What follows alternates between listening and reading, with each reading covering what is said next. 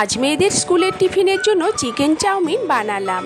Chicken chowmein বানানোর জন্য আমি এখানে চিকেনটাকে সেদ্ধ করে নিয়েছি নুন দিয়ে, চাউমিনটাও নুন দিয়ে সেদ্ধ করে রেখেছি।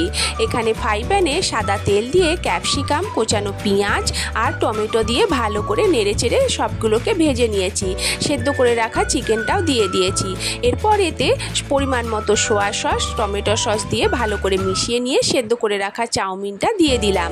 চাউমিনটা দিয়ে আবারও সব কিছুকে ভালো করে মিশিয়ে নিয়ে আমি এর ওপর থেকে গোলমরিচের গুঁড়ো ছড়িয়ে দেব। গোলমরিচটা দেওয়ার পর আবারও সব কিছু ভালো করে মিশিয়ে নেব। তবে আমি যেহেতু সব কিছু নুন দিয়ে সেদ্ধ করেছিলাম, এখানে আমার নুনটা আর লাগেনি। তোমরা তোমাদের নুনের পরিমাণটা স্বাদ অনুসারে দেখে নেবে।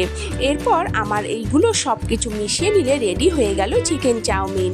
আর আমার ভিডিওটা তোমাদের কেমন লাগলো অবশ্যই কমেন্ট করে জানিও, আর লাইক করো, চ্যানেলটাকে সাবস্ক্রাইব করো।